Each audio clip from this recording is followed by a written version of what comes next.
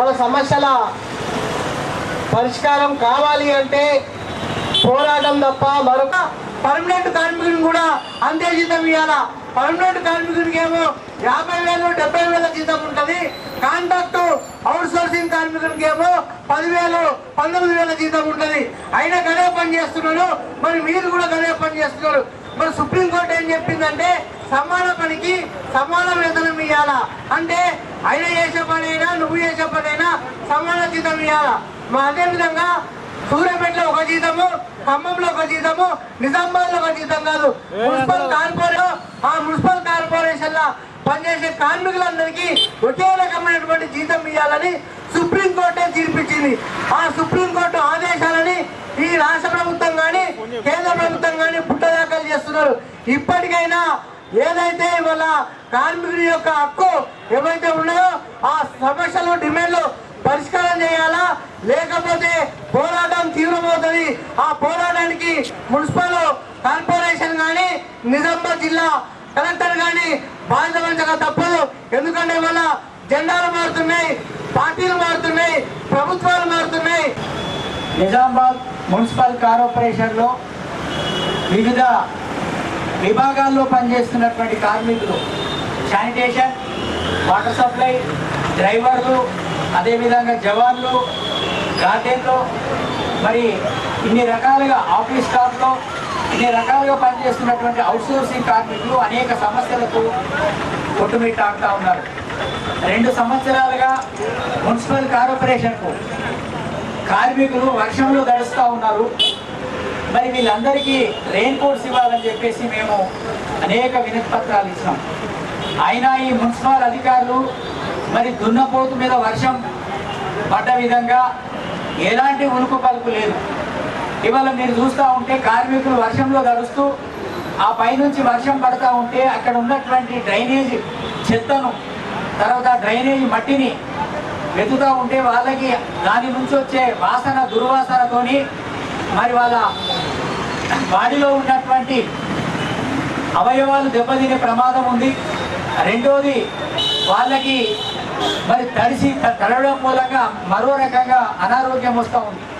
కానీ వాళ్ళ ఈ అధికారులకు ఈ చిన్న సమస్య కూడా అర్థం కానిటువంటి దుర్మార్గంగా ఎదురు నీయాల చూస్తే ఒక ఆఫీసర్ డిప్యూటీ కమిషనర్ గారు నిలబడి రెయిన్ కోట్ వేసుకొని చెట్టిని పట్టుకొని కార్మికుడితో పట్టించుకొని పాత రోజులలో దొరలు ఉండేది ఊళ్ళల్లో.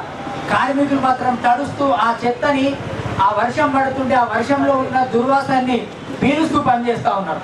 ఇది చాలా దుర్మార్గం.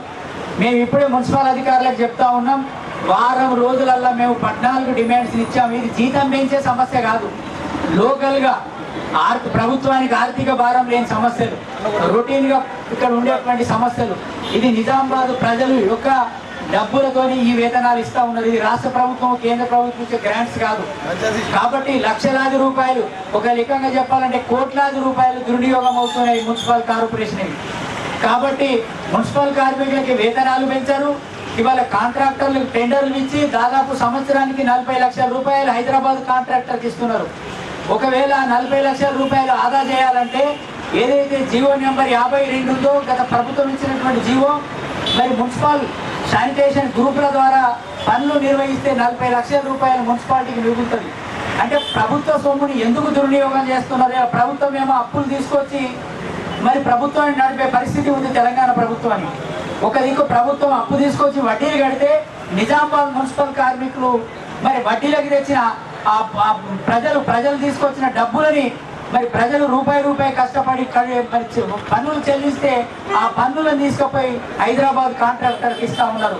దీంట్లో మర్మం ఏంటిదో మరి నిజామాబాద్ ప్రజలు గుర్తించాలా. కలెక్టర్ గారికి ఇవాళ మేము రిప్రజెంటేషన్ ఇస్తాం. మరి కలెక్టర్ గారు కూడా ఈ మున్సిపాలిటీ మీద సమీక్ష చేయాలి. ఎందుకంటే ప్రత్యేక పాలన ఉంది, మరి ఇవాళ అధికారుల ప్రత్యేక పాలన ఉంది కాబట్టి, ఇవాళ స్పెషల్ అధికారుల పాలన ఉంది కాబట్టి, అధికారులది ఆడిందే ఆట పాడిందే పాట కొనసాగుతూ ఉంది కాబట్టి ప్రజలు మాత్రం సహించరు. కాబట్టి తక్షణమే దీని మీద జిల్లా కలెక్టర్ గారు ఈ మున్సిపాలిటీ మీద దృష్టి కేంద్రీకరించాలా, ఈ సమస్యలన్నీ పరిష్కరించాలని జిల్లా కలెక్టర్ గారికి విజ్ఞప్తి చేస్తూ ఉన్నాం. ఈ సమస్యలన్నీ పరిష్కరించడానికి ఒక ప్రణాళికని మరి సిద్ధం చేసుకోవాలని మరి కమిషనర్ గారికి తెలియజేస్తూ ఉన్నాం. అదేవిధంగా సమస్యలు పరిష్కరించకపోతే మరి సమ్మె చేయాల్సి వస్తుందని చెప్పేసి ఈ సందర్భంగా హెచ్చరిస్తా ఉన్నాం. మున్సిపాలిటీ పోయి కార్పొరేషన్ అయింది. కార్పొరేషన్లో కూడా 9 గ్రామ పంచాయతీలను విలీనం చేసుకొని మరి ఇవాళ రోజు రోజు జనాభా పెరుగుతున్నప్పటికీ జనాభాకు సరిపడేటువంటి మరి కార్మికులను నియమించవలసినటువంటి సోయి మున్సిపల్ పాలక వర్గానికి లేకుండా పోయినది. ఆ 10 మంది చేయవలసినటువంటి పని ఇవాళ ఒక కార్మికుడు ఇవాళ పనిచేస్తున్నాడు. అదేవిధంగా ఇవాళ మున్సిపల్ రంగంలో శానిటేషన్లో కానీ, స్ట్రీట్ లైట్లో కానీ, మరి డ్రైవింగ్లో కానీ, మరి అనేక రంగాల్లో పనిచేసేటువంటి కార్మికులు ఎవరైతే ఉన్నాయో కనీస వసతులు వాళ్ళకు మాస్కులు కానీ, చీపుర్లు కానీ, సబ్బులు కానీ, నూనె కానీ, మరి వర్షాకాలంలో ఏదైతే ఉన్నదో వర్షాకాలంలో రెయిన్ కోట్లు ఇయ్యేటువంటి దౌర్భాగ్య పరిస్థితి వల్ల నిజామాబాద్ కార్పొరేషన్లో ఉన్నది. అంటే ఇవాళ ఈ పాలక వర్గము కార్మికుల పట్ల ఏ విధంగా శ్రద్ధ ఉందో దీని ద్వారా అర్థమవుతున్నది. ఇప్పటికైనా మున్సిపల్ కార్పొరేషను పాలక వర్గం కానీ, నిజామాబాద్ జిల్లా కలెక్టర్ కానీ మున్సిపల్ కార్మికులు ఏవైతే అడుగుతున్నారో ఆ అడుగుతున్న డిమాండ్లు న్యాయబద్ధంగా ఉన్నాయి. ఆ న్యాయబద్ధమైనటువంటి డిమాండ్లని తత్వమే పరిష్కారం చేయాలా, లేకపోతే కార్మికులు ఏ రోజైనా సమ్మె చేయడానికి సిద్ధంగా ఉన్నారు. మరి వాళ్ళ ప్రభుత్వాలు మారుతున్నాయి. మరి సుప్రీంకోర్టు ఇచ్చినటువంటి తీర్పు ప్రకారంగా కనీస వేతనం 26,000 ఇవ్వాలా, మరి సమాన పనికి సమాన వేతనం ఇవ్వాలని సుప్రీంకోర్టు తీర్పును కూడా ఇవాళ ఈ రాష్ట్ర ప్రభుత్వం కానీ, కేంద్ర ప్రభుత్వం కానీ పుట్టదాఖలు చేస్తున్నది.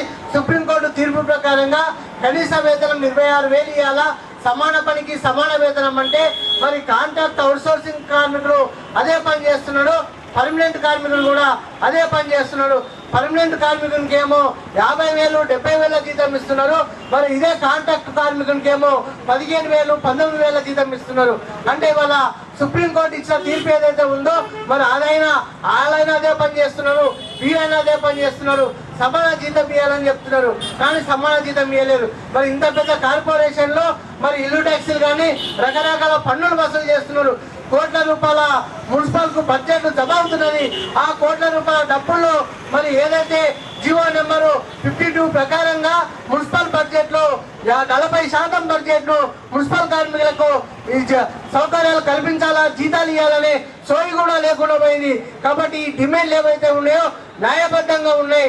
న్యాయసమ్మతమైనటువంటి డిమాండ్లు పరిష్కారం చేయాలా. లేని మా బహుజన లెఫ్ట్ ట్రేడ్ యూనియన్ BLD ఆధ్వర్యంలో జరగబోయేటువంటి ఆందోళన తీవ్రం చేస్తాము. ఈ ఆందోళన పోరాటానికి మున్సిపల్ కమిషనర్, జిల్లా కలెక్టర్ బాధ్యత వహించక తప్పదని తెలియజేస్తూ జై భీమ్ రాష్ట్రంతో ముగిస్తున్నాం.